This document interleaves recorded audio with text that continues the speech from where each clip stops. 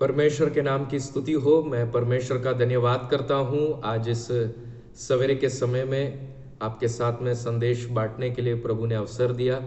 साथ ही साथ मैं WCDC का धन्यवाद करता हूँ कि इस दैनिक वचन कार्यक्रम के अंदर गुरु उपदेश सीरीज के अंदर मुझे ये अवसर दिया कि मैं आपके साथ में वचन बांट सकूं। हम इस गुरु उपदेश सीरीज के अंदर प्रभु यीशु के दूसरे आगमन और उससे संबंधित तैयारी के बारे में हम सीखने जा रहे हैं। ये 5 वीडियो का सेट है। आप इसे ज़रूर देखें और प्रभु के आगमन के विषय में तैयारी करें। इस वीडियो के अंदर हम लोग सामान्य रीति से यीशु के आने के बारे में कुछ जनरल बातें, कुछ सामान्य बातों को सीखेंगे। अधिक हम डिटेल में नहीं जा पाएंगे क्योंकि जो समय की सीमा है उसको ध्यान में रखते हुए काफ़ी सारी बातों को मैं आपको बताना चाहता हूँ। ये सामान्य जानकारी जो आपके पास रहेगी तो आपको पता चलेगा कि क्या कुछ चीज़ें दुनिया के अंदर हो रही है और साथ ही साथ हमें क्या तैयारी करनी चाहिए। अधिक जानकारी के लिए ज़रूर आप अपने कलीसिया के लोकल पास्टर के पास से जानकारी को प्राप्त करें। दूसरा आगमन, ये जो शब्द है ग्रीक भाषा के अंदर जो शब्द उपयोग किया गया है परोसिया, इसका मतलब कि एक मुलाकात। ये मुलाकात जो है एक राजकीय मुलाकात है। एक राजा अपनी प्रजा से मिलने के लिए आ रहा है, जीत के साथ, बड़े वैभव के साथ में, और अपनी पूरी महिमा को दिखाते हुए वो आ रहा है। प्रभु यीशु दूसरी बार इस धरती पे आने जा रहे हैं और बड़ी महिमा के साथ वो आने जा रहे हैं। यदि वो दूसरी बार इस पृथ्वी में आए हैं तो इसके पहले भी वो पृथ्वी में आए हैं और 2000 साल पहले वो इस पृथ्वी में आए थे। और उनके पहले आने का आगमन क्यों हुआ उसके बारे में कुछ बातों को देखेंगे, तभी हमें पता चलेगा कि दूसरा आगमन किस कारण से हुआ। कुछ वचनों को मैं आपको बताता हूँ तो आप समझ पाएंगे कि प्रभु का पहला आगमन, उसके पीछे का उद्देश्य क्या था। बाइबल हमें बताता है यूहन्ना 1:18 में, परमेश्वर को किसी ने कभी नहीं देखा, एकलौता पुत्र जो पिता की गोद में है उसी ने उसे प्रकट किया। प्रभु यीशु पहली बार इस संसार में आए ताकि पिता को प्रकट कर सके। दूसरी बात, प्रभु यीशु इसीलिए आए ताकि पाप को दूर कर सके। पहला यूहन्ना उसका 3 अध्याय और 5वां कलम कहता है, तुम जानते हो कि वह इसीलिए प्रकट हुआ कि पापों को हर ले जाए। उसके बाद प्रभु यीशु इसीलिए आए ताकि शैतान के कामों को खत्म कर सके, उसे हरा सके। पहला यूहन्ना उसका 3 अध्याय और 8वां कलम कहता है, परमेश्वर का पुत्र इसीलिए प्रकट हुआ कि शैतान के कामों का नाश करे। और प्रभु यीशु इसीलिए आए ताकि हमें उसके दूसरे आगमन के लिए वो हमें तैयार कर सके। इब्रानियों की पत्री उसका 9 अध्याय और 28 कलम कहता है, वैसे ही मसीह भी बहुतों के पाप को उठा लेने के लिए एक बार बलिदान हुआ और जो लोग उसकी बाट जोतते हैं उनके उद्धार के लिए दूसरी बार बिना पाप उठाए हुए दिखाई देगा। प्रभु यीशु आए और उन्होंने जो कार्यों को करना था, ये वचनों को जैसे बता रहे हैं वैसा प्रभु यीशु ने किया। और अब हम बाट जोत रहे हैं प्रभु यीशु के दूसरे आगमन के लिए। उन्होंने उस पहले आगमन में सारी तैयारियों को हमारे लिए कर दे दिया और अब प्रभु यीशु जल्दी वापस आ रहे हैं और हमें उनके आगमन की तैयारी करनी है। कुछ बातों को देखेंगे कि कैसे प्रभु यीशु का पहला आगमन और दूसरे आगमन, उसमें कैसा अंतर है। हमें वचन ऐसा बताता है कि यीशु अब जब दूसरी बार आ रहे हैं तो पापों को हटाने के लिए नहीं आ रहे, परंतु हमारे उद्धार को पूरा करने के लिए वो आ रहे हैं। प्रभु यीशु ने पहले आगमन में हमारे पापों को दूर किया और अब दूसरे आगमन में हमारे उद्धार को, जो पूरा चित्र है, उसे पूरा करने के लिए आ रहे हैं। वही है जिसने हमारे उद्धार की शुरुआत का काम कर दिया और अब वो है जो हमारे इस विश्वास के काम को पूरा करने के लिए आ रहे हैं।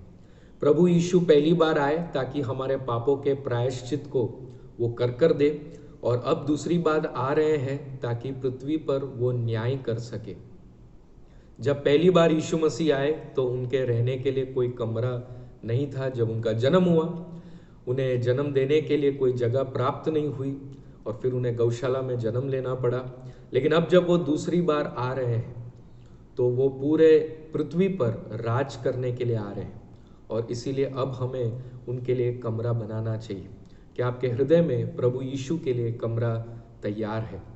फिलिपियों की पत्री उसके 2 अध्याय 10 और 11 कलम में लिखा है कि जो स्वर्ग में और पृथ्वी पर और पृथ्वी के नीचे हैं वे सब यीशु के नाम पर घुटना टेके और परमेश्वर पिता की महिमा के लिए हर एक जीव अंगीकार कर ले यीशु मसीह ही प्रभु है।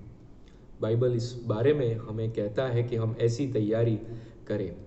प्रभु यीशु जब पहले आए थे तो एक ऐसे सेवक के समान आए थे जो दुख उठा रहा था, लेकिन अब जब वो आ रहे हैं तो एक जीत पाए हुए एक राजा के समान आने जा रहे हैं।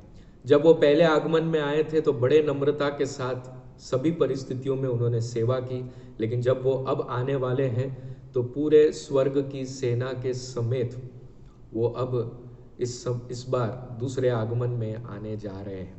ये होने जा रहा है। क्या आपका हृदय तैयार है? पहले तो उसके लिए रहने के लिए कमरा किसी ने तैयार नहीं किया, परंतु अब जिसके हृदय में अब कमरा नहीं तैयार हुआ होगा वो काफी बड़े एक नुकसान का सामना करने जा रहा है।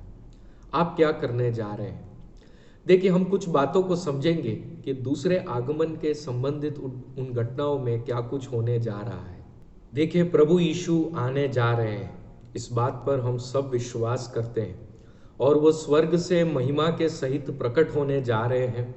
वो ऐसा आना होगा कि सब उसको देखने पाएंगे। और प्रभु यीशु के आने से पहले बाइबल हमें बताती है कि वो अपनी कलीसिया को सबसे पहले उठा ले जाएगा।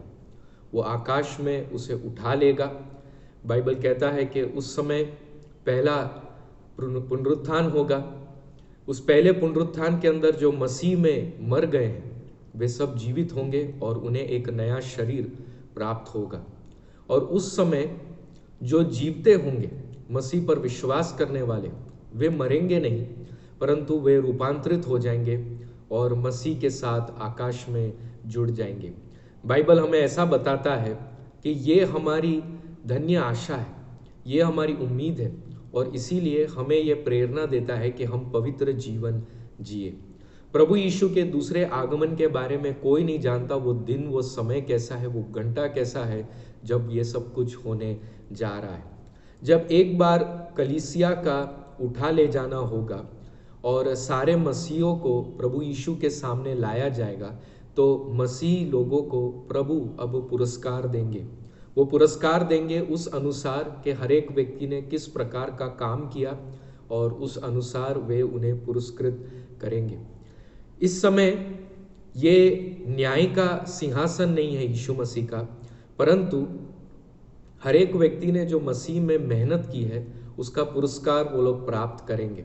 और इसके बाद जब ये उठा ले जाना वाला हो जाएगा, जब मसीह कलीसिया मसीह लोग प्रभु के पास होंगे, तब उस समय बाइबल बताती है पृथ्वी के अंदर जो घटनाएं होने जा रही है वो महाक्लेश काल के बारे में बताते हैं। बड़े क्लेश का समय पृथ्वी के अंदर होने जा रहा है और ये सारी जो मुसीबतें हैं इज़राइल और अनेक देशों के ऊपर होने जा रहा है। इसका कारण ये है कि इज़राइल को मसीह के लौट आने के लिए तैयार कर सके। और जैसे ये महाक्लेश काल पूरा होगा और यीशु मसीह अपने सेना समेत वे लौट कर आएंगे और फिर अपने राज्य को स्थापित करेंगे और 1000 साल तक इस पृथ्वी के ऊपर राज करेंगे। और उसके बाद वो देशों को और उसके नेतृत्व करने वाले सभी लोगों को बुलवाएंगे और उनका न्याय करेंगे कि उन्होंने अपना काम किस प्रकार किया। और यीशु मसीह जो है, विरोध मसीह को जो है उसको दंड देंगे, वो आग की झील में डाला जाएगा। शैतान को जो है 1000 साल के लिए बांध दिया जाएगा और यीशु मसीह इज़राइल को स्थापित करेंगे और इज़राइल फिर कभी अपने जगह में से हटाया नहीं जाएगा। प्रभु यीशु के राज्य में अनुग्रह वो भौतिक रीति से इस संसार में बहुत सारी आशीषों को वो प्रकट करेगा और लोग अनुभव करने पाएंगे। और उसके बाद जब 1000 साल पूरा हो जाएगा तो यीशु मसीह का राज्य का समय पूरा होगा और फिर से शैतान को छोड़ दिया जाएगा और फिर एक लड़ाई होगी, फिर एक विरोध का कार्य होगा और उस लड़ाई को भी खत्म कर दिया जाएगा। परमेश्वर उसे खत्म कर देंगे और उसके बाद शैतान और उसके साथ जितने लोग हैं उन सबको हमेशा के लिए आग की झील में डाल दिया जाएगा और जिन लोगों ने परमेश्वर के वचन को नकार दिया था उन सबको दूसरा पुनरुत्थान, ये उस घटना के भागीदार होंगे। वे फिर जी उठ के आएंगे परमेश्वर के सामने और उनका न्याय किया जाएगा और उन सबको भी आग की झील में उस सजा में डाल दिया जाएगा। जब ये सारा न्याय का काम पूरा हो जाएगा उसके बाद परमेश्वर का राज्य उस नए आकाश और नए पृथ्वी में प्रकट होगा और हम सब फिर हमेशा के लिए धार्मिकता में जिएंगे। नया यरूशलेम प्रकट होने जा रहा है और परमेश्वर के सानिध्य में फिर हमेशा हमारा रहना होगा। लोग नहीं जानते हैं कि कब संसार का अंत होने जा रहा है, लेकिन एक बात है कि हमें तैयारी करने की ज़रूरत है। नूह के समय में जैसे बाढ़ आई थी उस प्रकार अचानक से एक घटना होगी। मत्ती के सुसमाचार उसके 24वें अध्याय में यीशु मसीह ने इसके बारे में बताया है। प्रभु यीशु ने इस अध्याय के अंदर कहा है कि जागते रहो और ध्यान से सावधान रहो कि क्या कुछ होने जा रहा है और तुम तैयारी के साथ में रहना। यीशु मसीह ने कहा कि जो विश्वासु सेवक है वे सब उससे मिलेंगे और उन्हें पुरस्कार दिया जाएगा, परंतु जो लोग अविश्वासी है, जो अविश्वासु है, उन सबको जो है सजा दी जाएगी। प्रभु यीशु के आगमन से संबंधित हमें दो घड़ियों की ओर ध्यान में रखना है। एक, पृथ्वी में क्या हो रहा है, दुनिया के अंदर अलग अलग जगहों में क्या हो रहा है, और दूसरी घड़ी है कि इज़राइल के देश के साथ में क्या हो रहा है। इसे समझने के लिए दो वचन मैं आपको बता देता हूँ। मत्ती का सुसमाचार उसका 24वां अध्याय और 14वां कलम कहता है, और राज्य का यह सुसमाचार सारे जगत में प्रचार किया जाएगा कि सब जातियों पर गवाही हो, तब अंत आएगा। लूका 21 और 24, वे तलवार के कोर हो जाएंगे और सब देशों के लोगों में बंदी होकर पहुंचाए जाएंगे, और जब तक अन्य जातियों का समय पूरा न हो तब तक यरूशलेम अन्य जातियों से रौंदा जाएगा।